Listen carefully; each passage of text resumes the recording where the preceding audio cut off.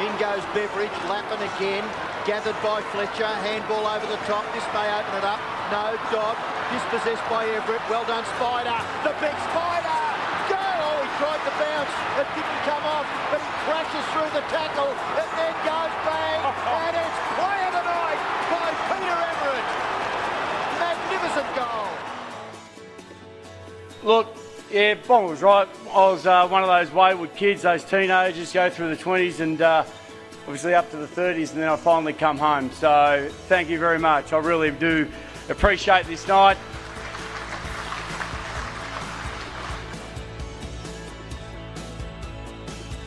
Well, it is our pleasure on the program to catch up with one of our favourites from the Saints. Spida Everitt played 180 games for St Kilda between 1993 and 2002, a dual All-Australian, won the best and fairest in 2001 as well. Spida, thanks for jumping on. No, it's always a pleasure. It's great to be a part of it. And, you know, when you're retired after a few years and anything to do with footy, you still got to put try and put your hat in the ring to keep yourself out there. Going to plonk you on the spot first up. We've been, at the time that we're recording this podcast, it's the anniversary of Robert Harvey playing his first game for the Saints. So we've been reminiscing on favourite Robert Harvey memories. Is there one that stands out? I mean, you were his teammate for probably 11 years or thereabouts. So is there one thing in particular that stands out for Robert Harvey? Do you want to give one or two or 10? No. Look, I often say that, I won Robert Harvey back-to-back Brownlows because a Rover's only as good as their ruckman. So if I decide to hit it to Nathan Burke that year or a couple of other players, Harves would never have been in the show. So I try and claim that.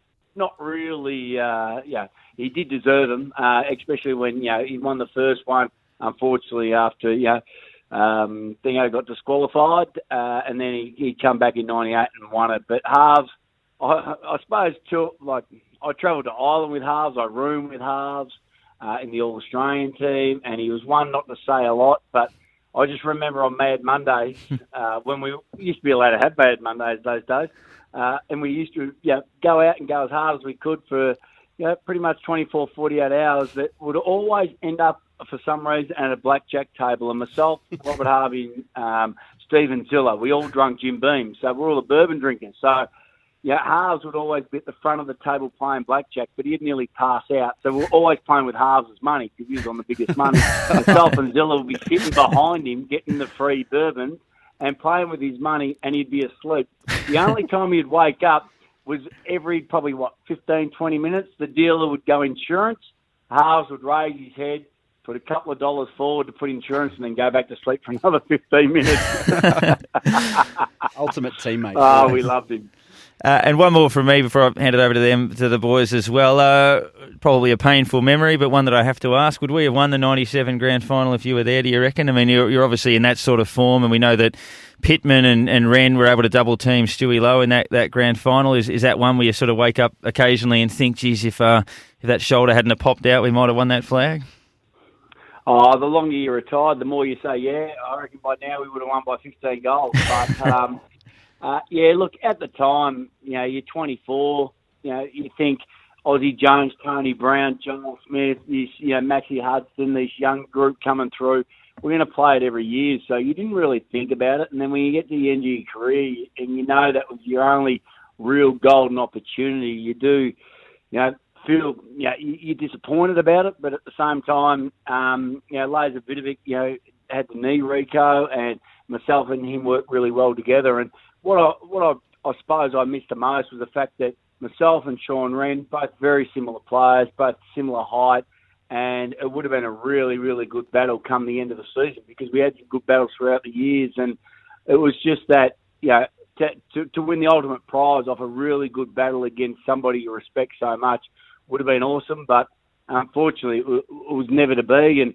we know how, when you look back in history books, how hard it is. 66 since the last, premiership, and been there a couple of times, but it's just so tough to get there. So didn't really appreciate it at the time, thinking it's going to happen every year. But now, as soon as you're retired and you see some guys who have got 2, 3, 4, you kind of sit there and go, you know what, that was probably our golden opportunity.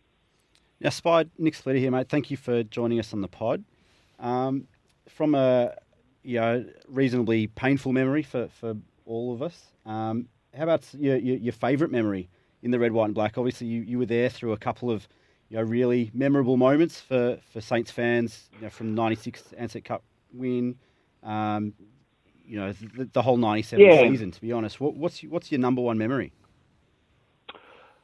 Oh, really, really hard because I really appreciate the football club, and when you walk into AFL football and you don't know, majority of us don't know where we're going to be heading, outside of school. So you get an opportunity to play footy, and then it turns into a full-time career. And, the '96 Ansett Cup, and, you have coaches like Stan Ells and Tim Watson come in, but then you're playing alongside players like Robert Harvey, Mickey Winmar, Gil McAdam, Danny Frawley, Stuart Lowe, and the list can go on. So there's so many great memories. But I think just the fact of being inducted into the Hall of Fame earlier on in the year was probably one of the proudest moments.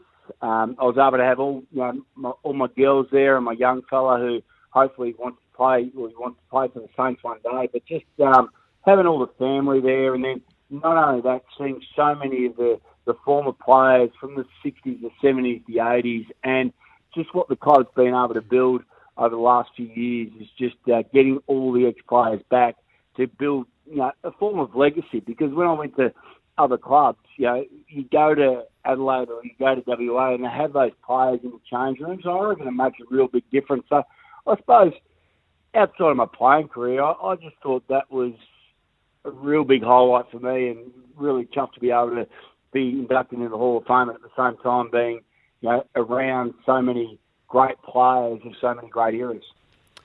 G'day, Spida. Aaron here. Great to speak to you. Basically, I'm going to go back to pretty early in your career.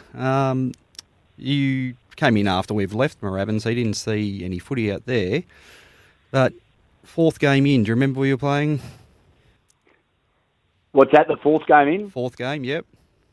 Yeah, well, we played a couple of 2 games at Moorabbin, and you sitting in the change rooms and you'd hear the crowd going off, and then that's when one of the trainers or one of the coaches would say, "Oh yeah, Plugger's got the ball," and you could only hear it coming through all the vents of the change rooms there at Moorabbin, and you just knew when Plugger got the ball because the crowd and the atmosphere was amazing. But fourth round in, Victoria Park, Nicky Winmar lifted up his jumper and pointed to the colour of his skin. Scary place to play. Oh, no, even that day I remember, because such a historical game in the AFL, and I've been done for racial vilification, but played alongside some of the great Indigenous players, and that day there I remember a couple of incidents. One, I went to pick up the ball out of the gutter, and I got hit over the head with an umbrella, and I looked up, and I reckon the lady was about 80, and just looked at me and just started laughing. And here's what you expect at Victoria Park. There was no hot water. It was all cold showers. But as we were walking off, I reckon, it looked like beer, but it was warm. And I don't reckon it was beer that was tipped on us. So, look, they weren't the most respectful crowd, but that's what you love about footy is the passion behind it. And when Winmar done that and made a really big stance, I remember just the hype around the change rooms, the hype around just everybody just not knowing exactly how big this was going to be. Even Winmar in the change rooms was actually quite frightened, to exit, but ended up being good and ended up being the biggest statement probably in football history. Absolutely. Now, I guess in terms of modern times, you excelled in what was a difficult year for the club. So you won the best and fairest in 2001 when there was a coaching change. Malcolm Blight went out, Grant Thomas came in, which is a position St Kilda finds themselves in now, where a coach has been sacked, there's a caretaker in the role. Can you sort of take us through what that was like in terms of how you dealt with the coaching change, what you were expecting to get out of the back half of the year? And I know you've had your clashes with Grant Thomas over recent times, but perhaps what got Grant Thomas the job in terms of being appointed after that caretaker stint? Yeah, it's always tough, and I think this situation is totally different than Grant Thomas, because Malcolm Blight and Grant Thomas were good friends. I remember flying up to the Gold Coast where I live now to get Blighty, and it was I remember just walking into Zen, which is the Chinese restaurant at the casino, which is Star now, and getting on it for the whole night and trying to slide a contract in front of him after he's drunk, and I reckon around about 45 bottles of red wine. So it was a remarkable circumstance. We had Rod Butters and Grant Thomas, and then obviously we know what's happened with Rod Butters and his addictions and everything, and then Grant Thomas. So that kind of situation, Grant Thomas, I don't think was, I suppose, the best person for the job, but at the same time, he was the best person that Butters and everyone knew to take over. So, Tomo controlled a lot of the footy club and not just the footy side of things. He went on to make finals, so he could actually coach. There's no doubt about that. But this time around, I think with unfortunately, the earlier Saki and now Brett Ratton taking over, I think the selection policy or theory is going to be a lot different. Brett Ratton probably being stiff to get sacked out of Carlton in the first place. Do St Kilda need a couple more players? Yes. So it's a totally different, and every year changes. And we know that. I always try to tell people this because I live on the Gold Coast at the moment and associated with the Gold Coast Suns, where it's so hard to make the top 8, let alone the top 4 or the top 2. You've got to get so many things right. And for the St Kilda Footy Club at the moment, back when Grant Thomas was, I suppose, appointed, there wasn't so many, it wasn't as harsh as it is today. 10 years ago, footy wasn't as harsh. You didn't have so many media people covering. You didn't have so many channels. Even though it was still professional, you still didn't have the harshness of what it is today. So, I think they've got their work cut out trying to find the right person, because realistically, who is the right person? It's a tough choice, because who knows? Now, Spide, 93, 94, 95, we had a tall, kind of running, goal-kicking ruckman come in and revolutionised that position for us at the footy club. 25 years later, we've got another tall, big running, big man who can kick a goal and get around the ground in Rowan Marshall. What are your thoughts on Big Row? Yeah, look, I watched him last weekend, and it was fantastic. And that's what you got to be able to do. Unfortunately, you look at Brody. Brody Grundy from Brody Grundy from Collingwood, and you look at Max Gorn. What's Max Gorn? I think, I don't know. There's question marks still over, because I think Corey McKernan, those kind of players, Jeff White, really changed that way of how ruckman played. So I think they've got to be able to play those two positions, as you say, run back, run forward. And I remember through our career, like Dean Cox, these kind of fellas, they were in the top 5, top 6 runners in their football club. So it's no longer with a ruckman, coming in at the back end, just trying to make up the numbers. Now they're actually extreme athletes. They could cover the ground, and as you say, they could actually kick goals. I think it's vital that you've got to be able to play a couple of positions, but you need a couple of them, and you need to be able to. A lot of people, I suppose media outlets sit there and bag the ruckman, and then suddenly, Brody Grundy has a great year and saying, he's probably in Brownlow medal form, which is great to see a ruckman actually win a Brownlow. But what he's been able to do is just extend of what, happened in that 93, 94, 95 season, when the ruckman started to go forward, kick goals, be creative and make another avenue. So what they often said, that what were we? We were Rover in a big man's body. That was about it. Yeah. Going back to another goal kicker that has revolutionised the game. You got to play with him a couple of years to start with, but Nick Revolt, when he first started at the club and came in, and did he look, or did you know that he was going to revolutionise the game like he did? The running forward that basically no one could catch. That's... Yeah, no, there's no way. I remember when he first got drafted, him and Justin Kaczynski, I think, a couple of days later, they go on these training camps these days to, high altitude over at San Francisco or over to Arizona, and they do Cape, they do Kokoda, they do all this.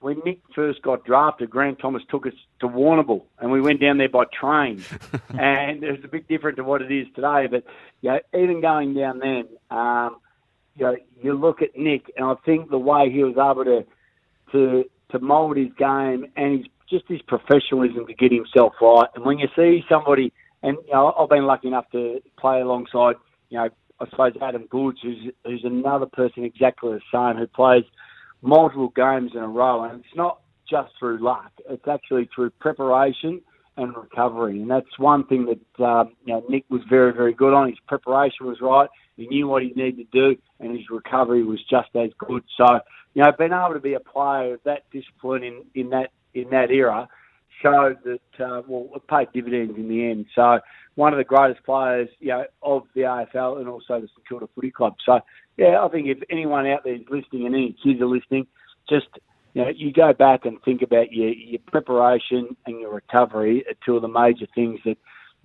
Nick did to get himself right every week.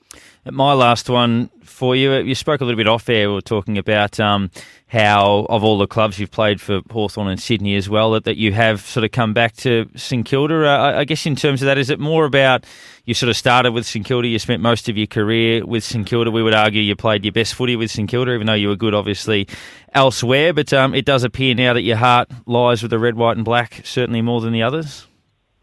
Yeah, it certainly does. And I'm proud to say it. And I know that, I went to Hawthorn and also Sydney and learned a lot going to those football clubs. And you look back now and everybody would love to be a one-club player like, your Robert Harvey, your Stuart Lowe, your Danny Frawley, through the year that I was playing Nick Lewaltz. But it wasn't to be. But, what I love now is the fact that not only just being in the Hall of Fame is that you've got Kenny Sheldon, you got Russell Morris, these blokes actually building a legacy about the former players. And a lot of the players love getting back there, love talking, the old stories, and love getting around the new blokes as well. And most of us, a lot of us have gone on to do different things and love to support and, look after the younger guys going through, because we know exactly what it was like when we went through. So, no doubt I'm more associated with St Kilda than any other club. And really proud to be and want to continue in the future. And, my young fella, we signed him up into the St Edge Club this year, so he's trying to improve himself through it. And when we go down there, you see Milne's young fella playing there and a couple of others. So look, I really enjoy it. Unfortunately, I live on the Gold Coast. I can get down there half a dozen times a year, but those half a dozen times a year, we love it. And Spide, you touched on the fact that players love coming back to Moorabbin and back to the club. What is it from a player's perspective that makes the place and makes the club so magical? I know as a 34 year long member and fan, and it's often hard to describe to new supporters or new footy interested people what it is about St Kilda with our history and the losses over the wins and the sacked coaches and all that sort of stuff. What is it from a playing perspective that makes it so magical? Look, I think, just because, unfortunately with the Saints throughout the years, there's been a lot of dramas. And as you say, from the coaches sitting on, going to the bottom of the ladder and slowly getting up there. And, you've got so much support out there.